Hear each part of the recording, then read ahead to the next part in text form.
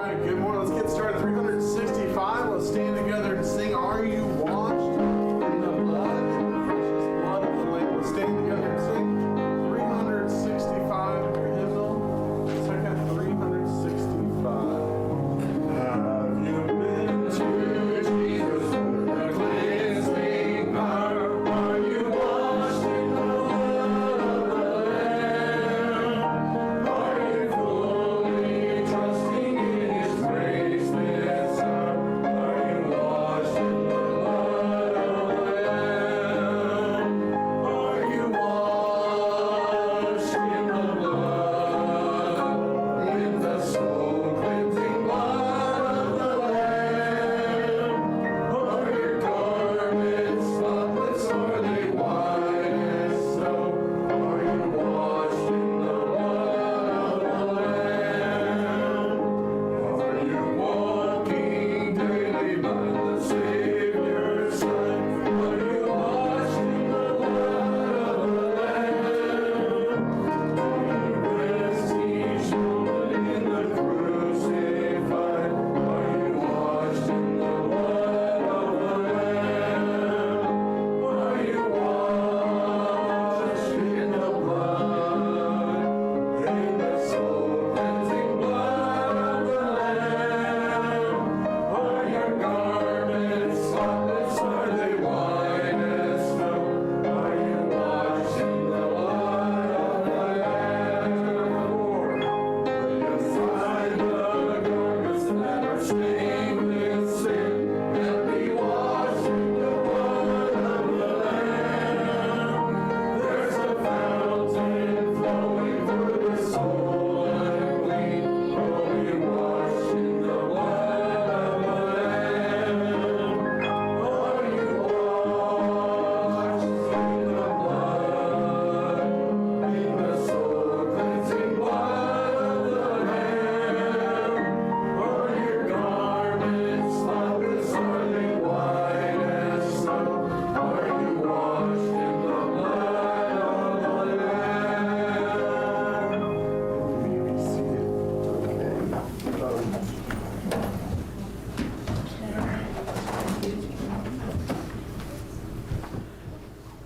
Oh, yeah, you got that little light. Where was that? I was looking for it at home, and I didn't know it was in the back. Thank you, Jonathan.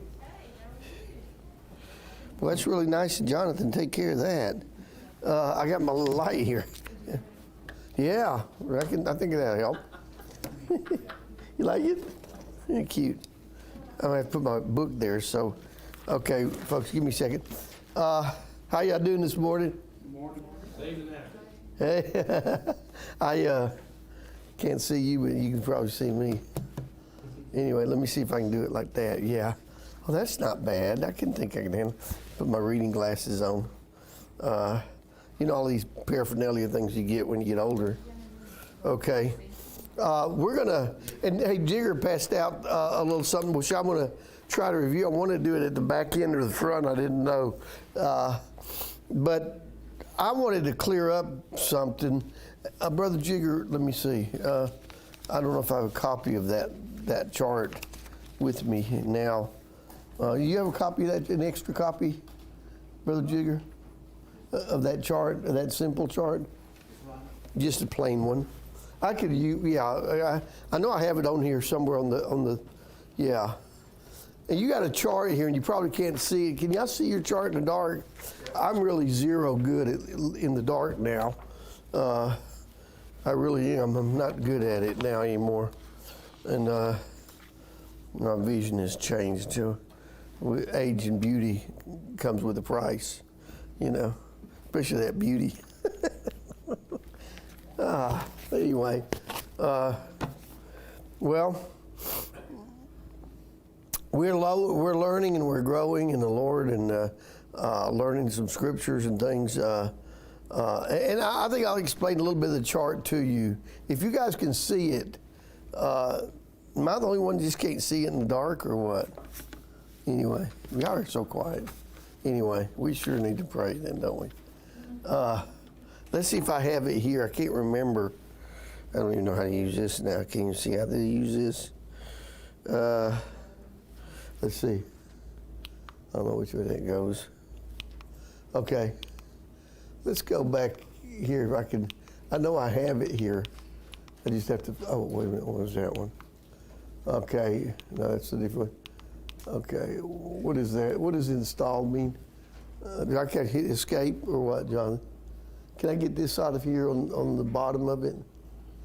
This little thing here. I just, whatever I'm installing, it's robo form. Sounds like something weird. Anyway, a new version. And I don't even know what robo form is, so he says, now I got a new version to use of it. Oh, it's your computer. Oh, no wonder. I didn't know what it. See his laptop. I'm going, I don't use robo. What is that? I don't know what half the stuff is about. Oh, there's that. That's good. Thank you, Jonathan. Okay, I'm gonna put this up on the screen if I have it. I have it, I mean, but it's not worth trying to find it. I just, as I go through, I'm going to talk to you about that chart. Oh, there it is. That's it. Now, can y'all see that too? Yep. Yeah. Wow, you're good to go. Okay, I want to explain something which, and you tell me if you get it or not, but it becomes very essential that we understand in the top up here, as I did wait a minute, as I did the times and the chart stuff, and the night and day. You see the night and day, and you go from and the Jewish time, of course, you have the Jewish time down here, and the Gentile time up there. Okay, Gentile time. You see, it's Wednesday, and let me explain to you while we're doing all these proofs and things. They'll be essential for the book because I'm hitting up against some stuff that's been going on for hundreds of years, and even our own theologians are not getting this right. And I was looking at the internet.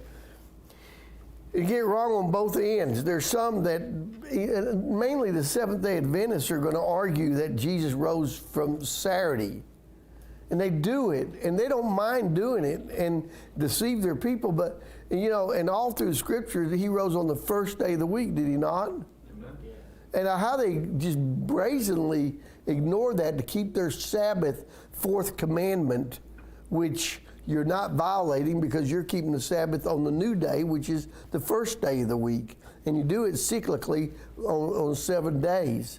But they don't even follow the Bible, and they don't rest. They don't do the things that's violations. If you're going to go under the law, you got to completely go under the law, right? I mean, you can't just have part of the law and not have the complete law. But God's written the law in our hearts. We can't do the ceremonial law because there's no more temple, there's no more priesthood, there's none of that. And then Catholicism tries to say they have priests and fathers and all this stuff, and Mary, the mother of God, and all that stuff, which is all false. And they try to keep the law, weird things, And of course, it's not a church; it's a religion. That's right. So I don't ever call it Catholic Church; I call it the Catholic religion. What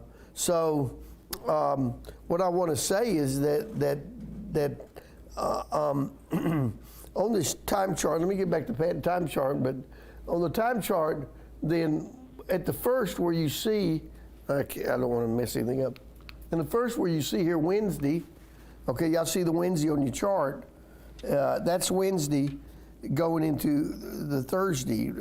Then you see Passover. Jewish time I have written in that slot, which is Wednesday. And then the Passover, the 14th, is when Thursday begins at 6 p.m. And as you know, I divided out the divides of the days according to the Gentile time because we're used to Gentile time, you see. And the Gentile times are from midnight to midnight. You're used to that because that's what you do. But for the Jewish time, it's always 6 p.m. to 6 p.m. So I marked the 6 p.m. especially, and you can give Dusty and Vita one of those too, but they can see that probably too from here. Oh, you have any more, really? Okay, well, anyway, so you see the dividing of time. Gentile time is midnight to midnight to midnight. So Wednesday's here, and just for an explanation and a practice, this is Wednesday. Jesus, this slot right here, Jesus is walking with his disciples, and they ask him, where should we go to prepare the Passover? you know. So you know it's going towards 6 o'clock, and time is running out. We're going to make preparation. So in the Jewish, now listen to me, in the Jewish law, there's a preparation time for the Passover.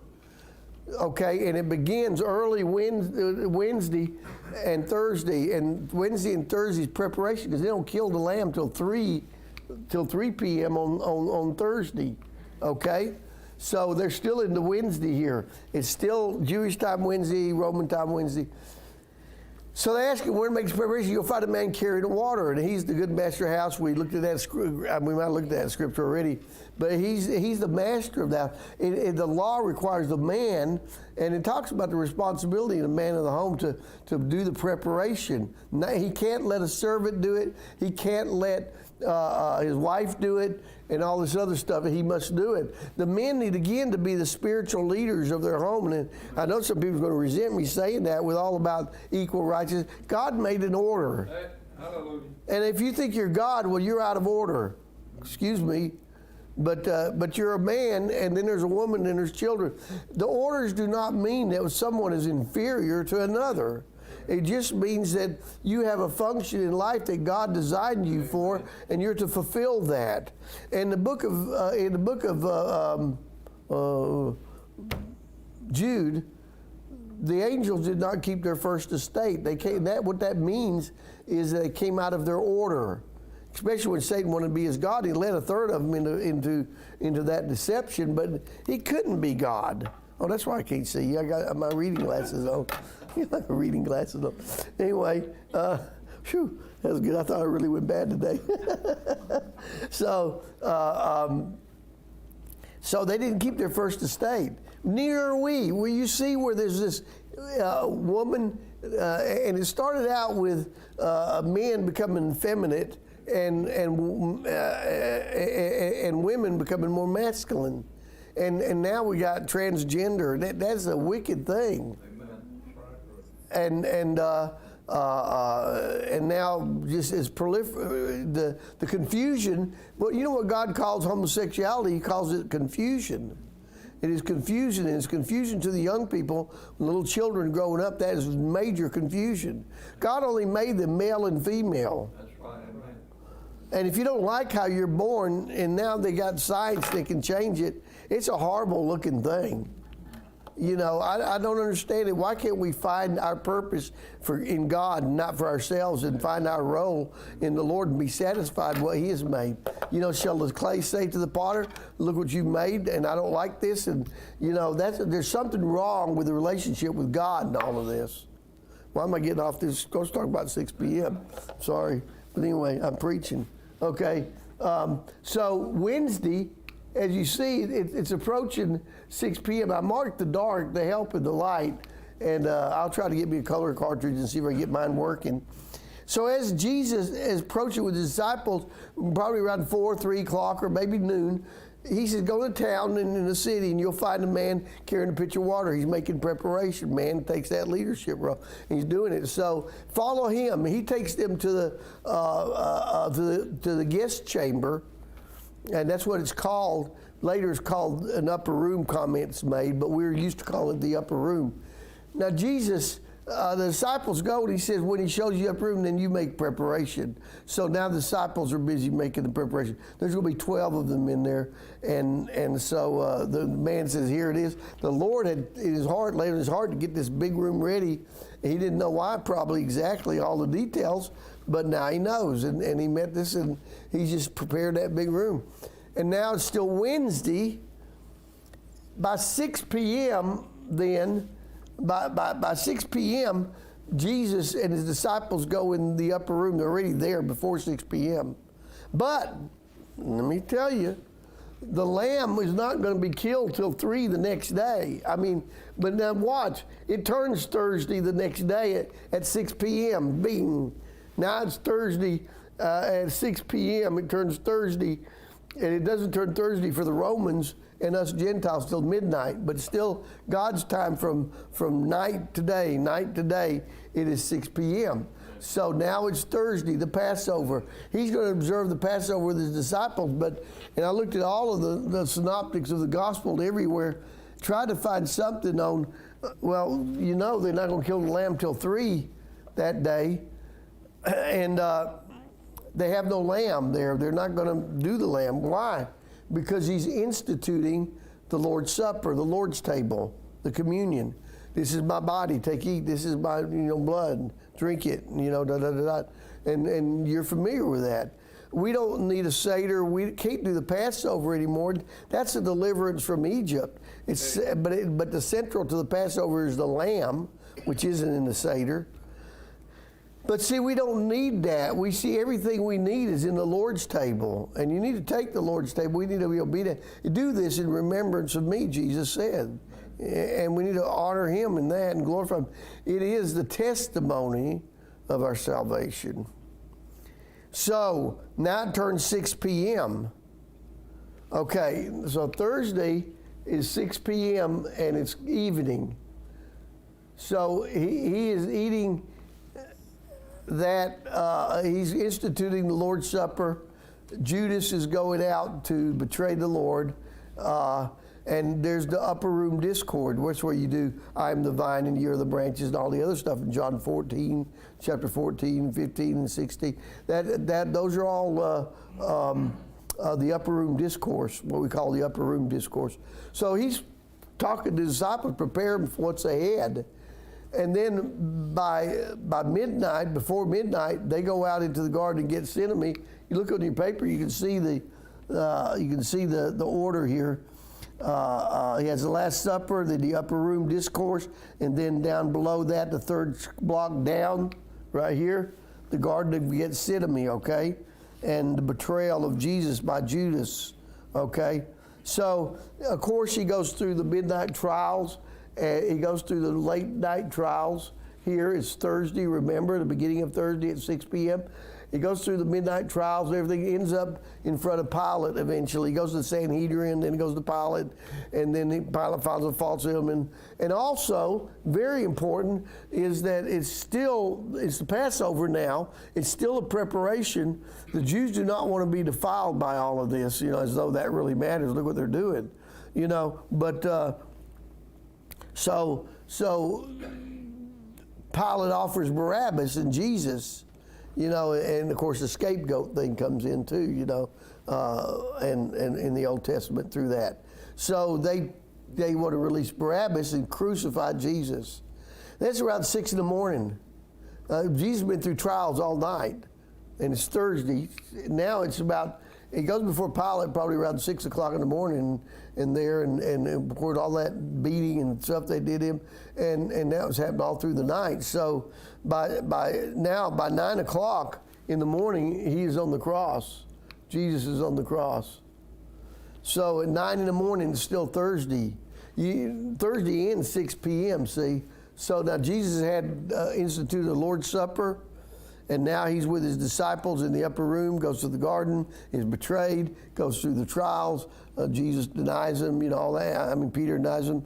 And all these things happen. So by 7 or 6, he's with Pilate, and sin all around, different things happen, all the events, which I'm trying not to get into detail of it so you get the gist of it. So now when you read these things, how they occurred. So that on the 9 o'clock, he is on the cross, as you see there in your chart, and we see